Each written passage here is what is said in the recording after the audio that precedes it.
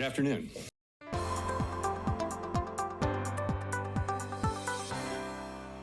My colleagues and I remain squarely focused on achieving our dual mandate goals of maximum employment and stable prices for the benefit of the American people. Today we'll be diving into Jerome Powell's latest outlook on the economy and exploring what this could mean for the stock market moving forward. For those of you who don't know me yet, my name is Angel. With over 8 years of experience analyzing broader trends within the stock market, my goal is to break down complex topics in a way that makes them easier to understand. So let's jump right in and unpack Powell's comments. The economy is strong overall and has made significant progress toward our goals over the past 2 years. So the big question we need to address is, what's driving this strong economy? More importantly, how can Jerome Powell persuade us that the rising prices of everyday items are actually a sign of something positive? I know, it's a tough sell, especially when we're feeling the financial strain. But let's step back for a moment and take a look at what Powell might be seeing that we're not. What is it about these price hikes that could actually be a good thing in the bigger picture?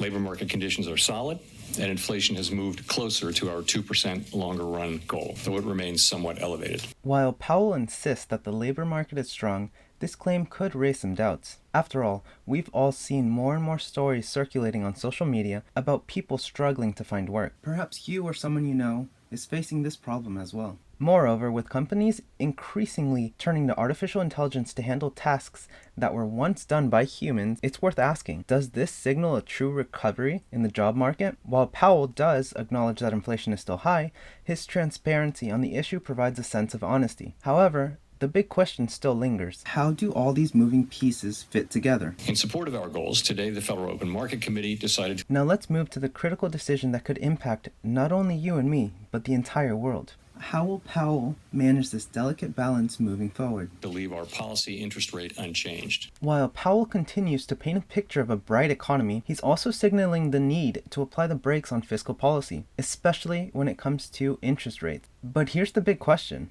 Has he done enough to convince you that the economy is truly headed in the right direction? As we continue this analysis, Powell is about to dive deeper into the reasoning behind his stance. So stick around as we unpack what's next. Economic activity continued to expand at a solid pace in the fourth quarter of last year, with GDP rising at 2.3%. Recent indications, however, point to a moderation in consumer spending following the rapid growth seen over the second half of 2024. With rising costs for goods and services, coupled with an increasing number of people losing their jobs or struggling to maintain a steady income, a pressing question arises. How are people expected to consume at the same rate?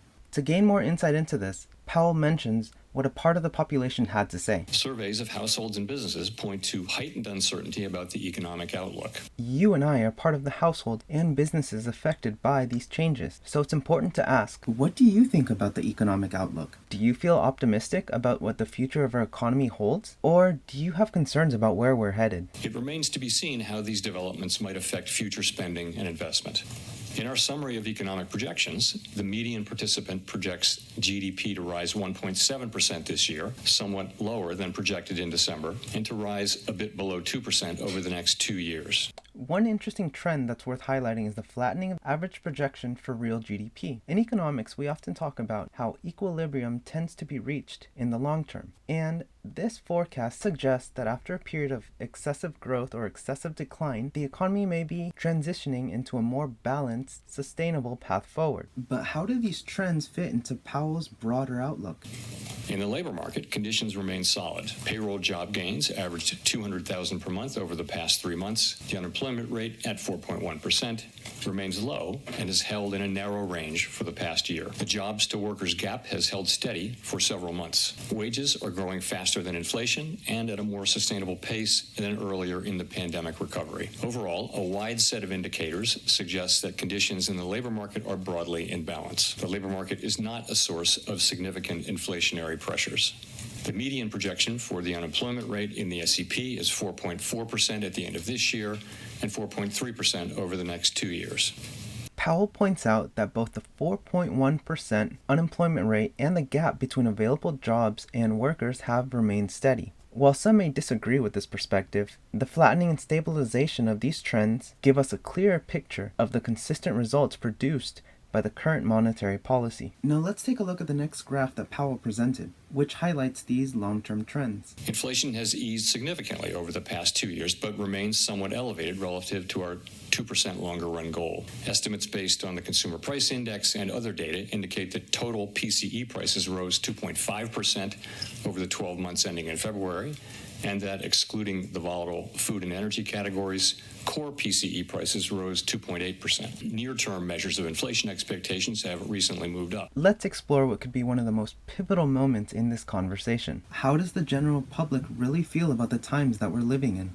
Do you think the easing of inflation is enough to support the current state of the economy? While it's important to acknowledge a potential bias, such as the demographics of those who responded, let's take a quick look at what the public had to say. We see this in both market and survey-based measures, and survey respondents, both consumers and businesses, are mentioning tariffs as a driving factor. Tariffs, tariffs, tariffs. They've been a key factor driving the rising prices of goods and services. The concept is simple. When construction prices go up due to tariffs, companies raise prices to maintain profit margins. Ultimately, it's the average consumer, like you and me, who ends up paying the price. While we're the ones experiencing the effects firsthand, here's what the public had to say about these tariffs and their impact. Beyond the next year or so, however, most measures of longer-term expectations remain consistent with our 2% inflation goal. The median projection in the SEP for total PCE inflation is 2.7% this year and 2.2% next year, a little higher than projected in December. In 2027, the median projection is at our 2% objective. Our monetary policy actions are guided by our dual mandate to promote maximum employment and stable prices for the American people. At today's meeting, the committee decided to maintain the target range for the federal funds rate at 4.25% to 4.5%. The stabilization of the economy appears to have played a significant role in shaping the current target range of 4.25% to 4.5%. But here's the critical question. If these prior changes have led to what could arguably be seen as positive results, why should we stop this trend now? Powell shifts focus to the future and highlights 4 key topics that, in my opinion, everyone, yes, including you, should be paying close attention to. Looking ahead, the new administration is in the process of implementing significant policy changes in 4 distinct areas: trade, immigration, fiscal policy, and regulation. It is the net effect of these policy changes that will matter for the economy and for the path of monetary policy. While there have been recent developments in some of these areas, especially trade policy, uncertainty around the changes and their effects on the economic outlook is high. We're focused on separating the signal from the noise as the outlook evolves. The committee will assess incoming data, the evolving outlook, and the balance of risks. We do not need to be in a hurry to adjust our policy stance, and we are well positioned to wait for greater clarity. While these individual forecasts are always subject to uncertainty, as I noted, uncertainty today is unusually elevated. The uncertainty Powell mentions is something that's being felt not just across the United States, but around the world. From the volatility in the stock market due to major economic decisions to the wave of layoffs at tech companies as robots and artificial intelligence take over, the impact is far-reaching. As we wrap up this discussion, I'd like to hear your thoughts. Are you bullish, neutral, or bearish on this economy? Don't forget to subscribe so you'll be the first to hear my analysis of the market next Sunday night. Leave your thoughts in the comments below, drop a like, and I'll see you in my next video.